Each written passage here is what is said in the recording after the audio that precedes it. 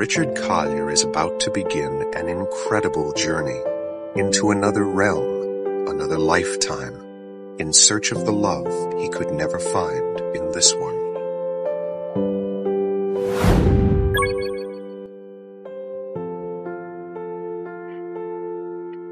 Yes. 1 o'clock. Outside the hotel. She's crazy about me. Seorang pria sangat terkejut ketika di pesta yang telah ia rencanakan, tiba-tiba muncul seorang wanita tua berambut putih yang sudah lanjut usia. Wanita tua itu tidak memperhatikan tatapan aneh dari para anak muda di sekitarnya. Sebaliknya, dengan tangan yang gemetar, ia meraih tangan pria tersebut, menatapnya dengan mata yang seakan telah menunggu selama berabad-abad, penuh kerinduan dan rasa enggan untuk berpisah. Dengan suara yang berat, ia mengucapkan beberapa kata yang sulit dipahami, lalu pergi tanpa menoleh, meninggalkan bayangan punggung yang begitu kesepian. Richard, pria yang dihampiri, sangat yakin bahwa ia belum pernah bertemu wanita tua itu sebelumnya. Ia membuka jam saku yang diam-diam diletakkan wanita tua itu di tangannya dan mencoba mencari jawaban di dalamnya. Namun, jam tersebut hanya menunjukkan waktu yang telah terhenti.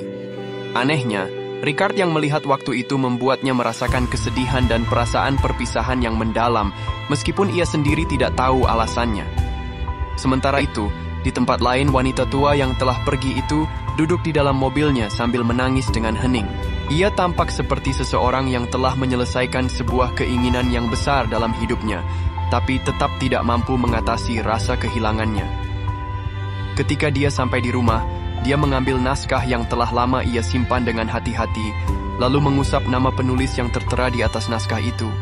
Dengan tenang, dia memeluk naskah itu dengan erat, seolah-olah sedang memeluk kekasihnya yang telah lama berpisah dengannya. Waktu berlalu dengan cepat. Pemuda yang dulu penuh semangat dan ambisi kini telah tumbuh menjadi seorang penulis naskah terkenal yang diakui di seluruh dunia. Namun, keberhasilan dan ketenaran yang diraihnya tidak membuatnya berhenti untuk bermimpi. Ia memiliki satu tujuan besar, menciptakan naskah drama panggung terbaik di dunia dan mengukir namanya dalam sejarah, seperti Mount Rushmore bagi para presiden. Sayangnya, keinginan untuk terus maju justru membuatnya merasa terjebak. Ia belum berhasil menulis karya yang benar-benar memuaskan hatinya. Setelah mengetahui kegelisahan Richard, manajernya menyarankan sebuah tempat yang unik, sebuah hotel teater yang bersejarah. Manajernya mengatakan bahwa hotel itu tidak hanya memiliki banyak aktor teater berbakat, tetapi juga menyimpan banyak kisah yang belum terungkap. Mendengar kabar tersebut, Richard merasa seperti menemukan harapan baru. Ia segera pergi ke hotel bernama Grand sesuai alamat yang diberikan manajernya. Namun, ia tidak tahu bahwa hotel itu dulunya adalah rumah dari wanita tua yang pernah menghampirinya di pesta. Setelah menyelesaikan proses check-in, Richard disambut oleh seorang pelayan tua bernama William. Saat Richard bertanya-tanya mengapa hotel ini bahkan memilih pelayan yang begitu berusia, William dengan santai menggunakan candaan untuk mencairkan suasana yang canggung. Namun ketika William bersiap meninggalkan Richard, ekspresinya tiba-tiba berubah, seolah-olah ia teringat sesuatu yang penting. Have we ever met before? Have we ever... No, I don't think so. No, I'm sure we haven't. Have a nice stay here, Mr. Collier. Okay, thanks a lot. Demi segera menemukan inspirasi yang ia cari, Richard tak sabar mulai menjelajahi hotel tersebut. Tak butuh waktu lama, ia menemukan museum hotel yang menyimpan berbagai koleksi antik terkait sejarah tempat itu. Saat Richard hendak memeriksa benda-benda kuno di sana, ia tiba-tiba merasa ada seseorang memanggil namanya.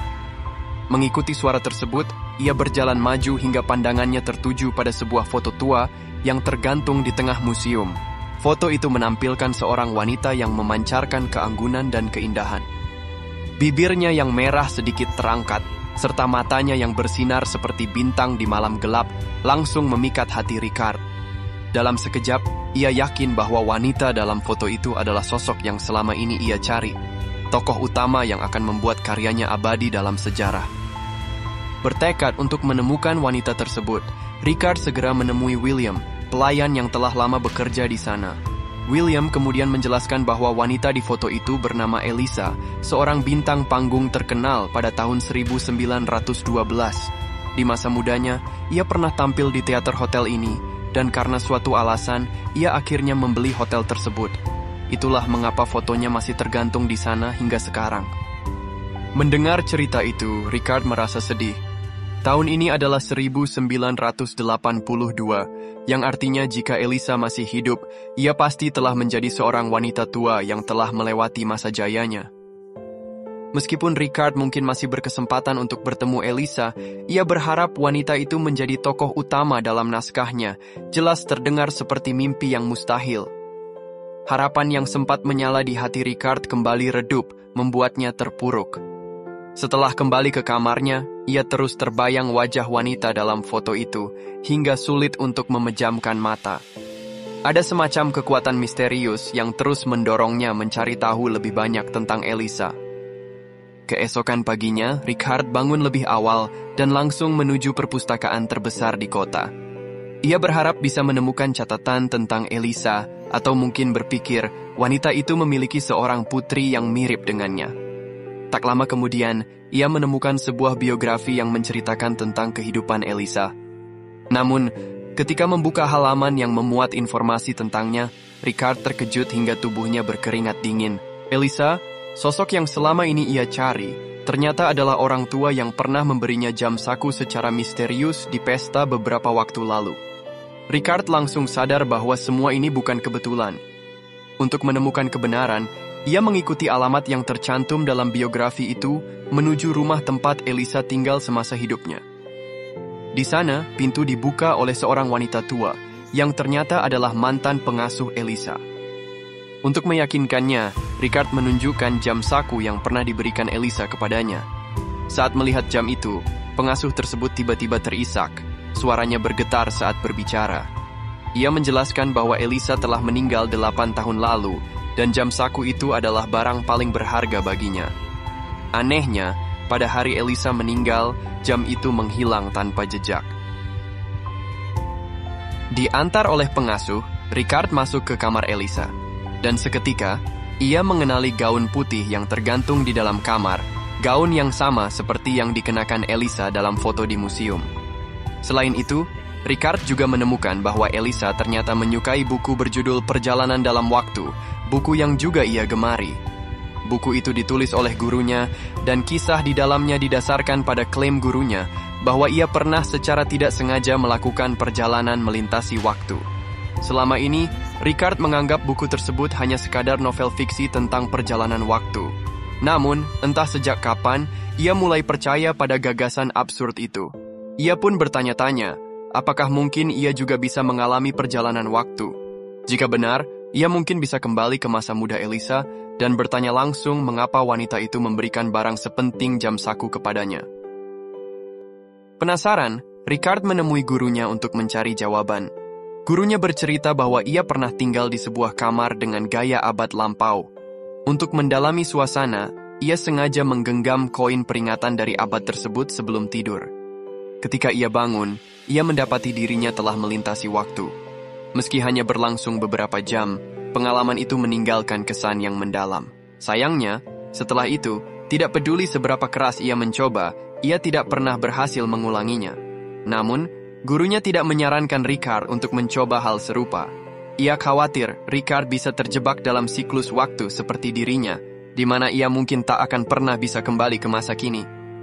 Meski demikian, Richard tidak peduli dengan risiko tersebut. Baginya, menghabiskan hidup dalam kebingungan dan penyesalan lebih menakutkan daripada mengambil risiko. Ia yakin, ini mungkin satu-satunya kesempatan dalam hidupnya untuk mengungkap misteri yang telah menghantuinya selama ini. Dengan tekad bulat, ia memutuskan untuk mencoba tanpa peduli apapun konsekuensinya. Mengikuti petunjuk gurunya, Richard pergi ke toko souvenir dan membeli sebuah koin peringatan tahun 1912. Ia kembali ke Grand Hotel dan memilih kamar yang paling sesuai dengan suasana dari era tersebut. Untuk memastikan ia memberikan kesan yang baik saat bertemu Elisa, ia mempersiapkan setelan jas klasik yang elegan. Berdiri di depan cermin, Richard berulang kali melafalkan kalimat pembuka yang telah ia persiapkan dengan hati-hati. Ia tahu ini adalah satu-satunya kesempatan, dan ia tidak ingin merusaknya karena rasa gugup.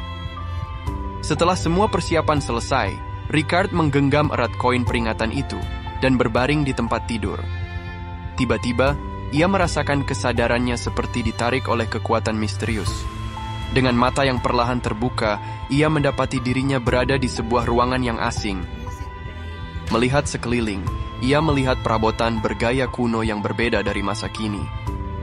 Ricard menyadari bahwa ia telah berhasil kembali ke tahun 1912. Meski suasananya terasa seperti mimpi, semuanya tampak begitu nyata hingga ia yakin ini bukan sekadar ilusi. Saat sedang memeriksa ruangan, ia mendengar suara seorang wanita dari luar kamar. Panik, ia mengambil topinya yang terjatuh dan bersembunyi di balik tirai, berharap wanita itu adalah Elisa. Namun saat wanita tersebut masuk, Ricard kecewa. Wanita itu memang memiliki paras yang menarik, tetapi jelas tidak memiliki keanggunan dan kemegahan seperti Elisa. Saat wanita itu lengah, Ricard memanfaatkan kesempatan untuk menyelinap keluar. Ketika ia melanjutkan pencariannya, sebuah bola kecil tiba-tiba mendarat di tangannya. Ia mendengar seseorang dari resepsionis memanggil seorang anak laki-laki. William, ketika mendengar nama itu, Ricard tersentak. Ia segera menyadari bahwa anak kecil di depannya adalah William, pelayan tua yang ia temui di hotel pada masa kini. Richard memanfaatkan momen ini untuk bertanya kepada William kecil tentang Elisa. Anak itu dengan polos memberitahunya bahwa Elisa sedang berjalan-jalan di tepi pantai. Mendengar hal itu, Ricard tanpa ragu segera menuju ke arah yang ditunjukkan. Richard segera berlari ke pantai, berharap menciptakan pertemuan yang romantis. Namun, begitu ia melihat sosok gadis itu dari kejauhan, ia langsung terpana. Gadis yang matanya berkilauan bak bintang di langit malam itu sedang mengenakan gaun putih yang sama seperti di foto, berjalan perlahan di antara rerumputan. Keindahan yang luar biasa itu membuat Ricard tak mampu melangkahkan kakinya lebih dekat. Melihat gadis yang selama ini ia cari, Ricard menjadi gugup. Kalimat pembuka yang telah ia siapkan dengan hati-hati seolah menguap begitu saja. Jantungnya berdegup kencang, bahkan tubuhnya bergetar karena gugup.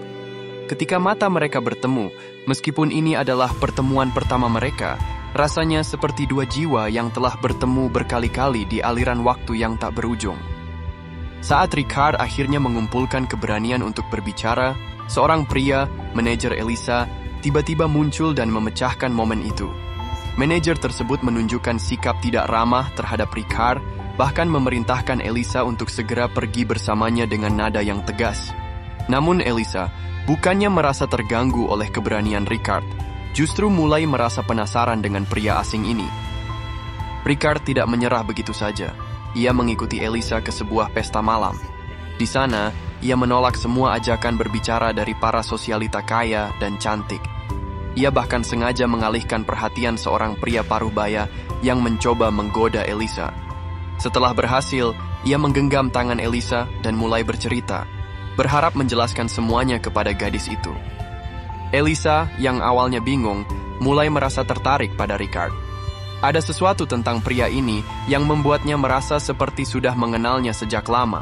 Namun, sebelum Ricard bisa menjelaskan segalanya, manajer Elisa kembali muncul dan memisahkan mereka. Dengan terpaksa, Ricard harus meninggalkan Elisa lagi. Meskipun begitu, kebenaran yang sudah hampir terungkap membuatnya tidak bisa tenang. Keesokan paginya, Ricard memutuskan untuk bertindak lebih berani. Ia langsung menuju kamar Elisa dengan tujuan mengajaknya sarapan bersama. Jika tidak memungkinkan, ia berharap bisa makan siang bersama. Intinya, ia ingin Elisa memberinya sedikit waktu untuk berbicara. Elisa, yang awalnya bingung dengan kegigihan pria ini, perlahan merasakan keinginan untuk menghabiskan waktu bersamanya. Entah mengapa, ada dorongan aneh dalam hatinya untuk menerima ajakan Ricard. Yes. 1 o'clock. Outside the hotel. She's crazy about me. Mendapatkan jawaban dari Elisa, Ricard segera bergegas ke tempat yang telah mereka sepakati. Elisa pun tiba tepat waktu seperti yang dijanjikan. Mereka bersama-sama menaiki kereta kuda menuju pantai tempat mereka pertama kali bertemu. Dalam cuaca yang begitu indah, mereka berjalan menyusuri garis pantai, berbicara tentang hobi masing-masing hingga impian dalam hidup. Elisa terkejut saat menyadari bahwa Ricard memiliki pandangan yang begitu mendalam tentang dunia teater. Rasa kagumnya pada pria ini pun semakin bertambah. Saat senja tiba, mereka mendayung perahu kecil di bawah langit yang memerah. Bagi Elisa, ini adalah momen kebebasan dan kedamaian yang belum pernah ia rasakan sejak menjadi terkenal. Dalam waktu singkat, pria yang awalnya hanya membangkitkan rasa penasaran itu, kini berhasil membuka hati gadis yang selama ini menutup diri dari cinta. Di tengah percakapan hangat mereka, Ricard mengeluarkan jam saku yang ia bawa, berharap Elisa mengenalinya. Namun, Elisa mengaku tidak pernah melihat jam itu sebelumnya. Mendengar jawaban itu, Ricard merasa sedikit kecewa. Ia mulai menyadari bahwa kebenaran di balik semuanya mungkin jauh lebih rumit daripada yang ia bayangkan. Ketika mereka kembali ke hotel, manajer Elisa kembali muncul, mencoba memutuskan interaksi mereka. Namun, kali ini Elisa yang biasanya patuh, seketika memberontak. Dengan tegas, ia berkata kepada manajernya, "Aku bukan domba peliharaanmu. Aku berhak memutuskan dengan siapa aku ingin bergaul." Mengabaikan kemarahan pria itu, Elisa malah langsung mengundang Ricard untuk menonton penampilannya di atas panggung. Ricard, yang sangat mencintai dunia teater, tentu tidak akan melewatkan kesempatan ini. Namun saat pertunjukan dimulai dan Elisa tampil, Ricard terkejut hingga mulutnya terbuka lebar. Ia belum pernah melihat seorang aktris dengan bakat alami dan karisma sekuat itu. Elisa tampak begitu memukau, hingga seluruh perhatiannya tertuju hanya pada dirinya. Namun tiba-tiba Elisa menyampaikan dialog yang sama sekali tidak ada dalam naskah. Ia mengubah kalimat biasa menjadi sebuah pengakuan cinta yang indah, seolah ditujukan kepada seseorang yang spesial. Insiden mendadak ini membuat para sutradara dan aktor lainnya kebingungan, bahkan gugup. Tapi Elisa tidak peduli dengan pandangan mereka. Ia terus melanjutkan kata-katanya, sepenuhnya terhanyut dalam emosinya. "Aku tidak pernah percaya pada takdir, karena aku yakin takdir tidak akan berpihak pada seseorang seperti diriku. Tapi aku begitu naif, hingga percaya pada keajaiban, karena keajaibanlah yang membuatku bertemu denganmu. Aku tidak tahu harus menggunakan kata-kata seperti apa untuk menggambarkan setiap momen kita bertemu, karena tidak ada bahasa yang mampu mengungkapkan perasaanku. Jika aku harus berkata sesuatu, mungkin aku hanya bisa mengatakan 3 kata. Kalimat itu menggema, membuat semua orang di ruangan terpaku, termasuk Ricard. I love you. Ricard memahami bahwa kata-kata yang diucapkan Elisa itu ditujukan untuk dirinya. Itu adalah kalimat yang sebelumnya ia ciptakan saat menjelaskan naskah kepada Elisa. Mendengarnya keluar dari mulut Elisa, Ricard akhirnya menyadari isi hatinya sendiri. Alasan ia ingin melakukan perjalanan melintasi waktu ternyata bukan hanya untuk mencari pemeran utama terbaik bagi naskah drama panggungnya, tetapi untuk menemukan pemeran utama dalam hidupnya. Baginya, kebenaran atau dimensi waktu tidak lagi penting. Dengan emosinya yang meluap-luap, ia segera berlari ke belakang panggung untuk menemui Elisa. Kebetulan seorang fotografer sedang mengambil foto Elisa sebagai kenang-kenangan. Ketika melihat Ricard, wajah Elisa berseri-seri penuh kebahagiaan. Pada momen itulah, sebuah foto yang kelak menjadi simbol kenangan dan hubungan mereka tercipta. Namun, seiring semakin dekatnya hubungan mereka, manajer Elisa semakin gelisah. Ia tidak rela mesin uang yang selama ini ia bangun diambil oleh orang lain. Dengan niat jahat, ia menggunakan nama Elisa untuk memanggil Ricard ke suatu tempat di hotel dan memaksanya untuk pergi. Ia mengancam Ricard dengan segala cara agar menjauh dari Elisa. Tetapi Ricard, yang bahkan berani menantang batas ruang dan waktu, tidak sedikit pun takut dengan ancaman fisik seperti itu. Melihat Ricard tidak gentar, sang manajer memanggil beberapa anak buahnya. Mereka menangkap Ricard, mengikatnya, lalu membuangnya ke sebuah gudang terpencil di hotel. Setelah itu, sang manajer menemui Elisa dan berbohong, mengatakan bahwa Ricard harus pergi karena ada masalah mendesak di rumahnya. Elisa, yang sangat terpukul mendengar kabar itu, segera berlari ke kamar Ricard untuk memastikan. Namun, saat ia tidak menemukan tanda-tanda keberadaan Ricard, rasa kehilangan yang mendalam menyelimuti dirinya. Perasaan sedih dan putus asa karena perpisahan yang tiba-tiba membuat Elisa tenggelam dalam kesedihan yang tak terlukiskan. Hingga keesokan harinya, Ricard akhirnya berhasil melepaskan diri dari ikatan di gudang. Ia segera berlari menuju kamar Elisa, tetapi di sana William dan petugas hotel memberitahunya bahwa rombongan teater sudah diam-diam pindah di tengah malam. Mendengar itu, Ricard merasa hancur. Ia tidak lagi peduli pada kebenaran tentang perjalanan waktunya. Yang ia rasakan hanyalah kehampaan yang mendalam karena kehilangan Elisa. Dalam kesedihan yang mendalam, tiba-tiba ia mendengar suara Elisa memanggil namanya dari kejauhan. Suara itu menghidupkan kembali semangatnya. Ia langsung berlari menuruni tangga, mengikuti arah suara kekasihnya. Ternyata, Elisa kembali ke hotel karena melihat pisau cukur milik Ricard yang tertinggal. Sebagai seorang pria yang selalu menjaga penampilan, Ricard tidak mungkin melupakan benda penting seperti itu. Elisa tahu, itu tanda bahwa Ricard masih ada di sana. Cinta mereka yang melintasi waktu selama 70 tahun akhirnya menemukan titik temu. Dalam beberapa hari berikutnya, mereka menghabiskan waktu bersama di hotel itu, menikmati kebahagiaan yang tak terlukiskan. Ricard dan Elisa akhirnya yakin bahwa mereka adalah takdir satu sama lain. Suatu hari, Elisa meminta Ricard untuk memberinya jam saku sebagai tanda cinta mereka. Ricard, yang tak lagi memedulikan kebenaran, dengan senang hati memberikan jam itu kepada Elisa. Namun, tiba-tiba ia teringat sesuatu. Jam itu adalah bagian dari kebenaran yang terus berputar. Sejak awal, jam tersebut adalah miliknya sendiri. Penasaran, Ricard memeriksa koin peringatan yang membawanya ke masa lalu. Namun, angka tahun 1912 pada koin itu telah berubah menjadi 1979. Saat itu, ia teringat kata-kata gurunya bahwa perjalanan waktu memiliki batasan. Ricard menyadari bahwa waktunya di masa lalu hampir habis. Dengan panik, ia mencoba meraih Elisa, tetapi semuanya mulai memudar. Dunia di sekelilingnya menjadi seperti mimpi yang kabur, tak lagi terlihat atau dapat disentuh. Ketika Ricard terbangun, ia mendapati dirinya berada di kamar yang asing. Ia menyadari bahwa perjalanan waktu tidak hanya terbatas, tetapi juga bersifat unik. Ia tidak akan pernah bisa kembali ke masa yang sama. Ricard, yang tidak terima kenyataan itu, terus mencoba kembali ke sisi Elisa. Ia mencoba berbagai cara untuk tertidur dan kembali melintasi waktu. Namun, tidak peduli seberapa keras usahanya, ia tetap tidak bisa mengulangi perjalanan waktu itu. Dan Elisa telah menjadi kenangan yang tak bisa ia gapai lagi. Setelah mencoba berkali-kali, Ricard akhirnya datang seorang diri ke pantai tempat pertama kali ia bertemu dengan Elisa. Tempat ini hampir tidak berbeda dengan tahun 1912. Ricard menyadari bahwa ini mungkin adalah cara Elisa agar ia tidak tersesat, menjaga segalanya tetap sama.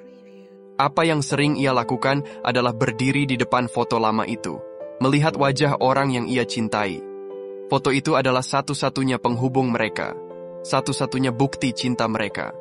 Perasaan rindu yang terus-menerus menyiksa Ricard membuatnya tidak bisa percaya bagaimana Elisa bisa bertahan begitu lama, berjuang selama 70 tahun dalam aliran waktu, melintasi waktu untuk bertemu dirinya yang muda, lalu pergi lagi dengan kesepian. Pada saat itu, ia seolah-olah mulai memahami mengapa dirinya yang tua tidak pernah muncul. Ia merasa seolah menerima sinyal dari takdir. Mungkin di suatu tempat yang khusus, ia masih memiliki kesempatan untuk bertemu dengan Elisa lagi. Saat seseorang menemukannya, Ricard sudah dalam keadaan sekarat, namun ia tidak merasa takut menghadapi kematian. Sebaliknya, ia merasa seperti melihat seseorang yang telah lama menunggu, dan ia tersenyum dengan tulus. Tidak ada yang tahu bahwa di saat-saat terakhir hidupnya, ia melihat sebuah cahaya, dan cahaya itu adalah jalan pulang yang ditinggalkan oleh Elisa untuknya. Cinta yang melintasi waktu selama 70 tahun ini sebenarnya tidak pernah berpisah.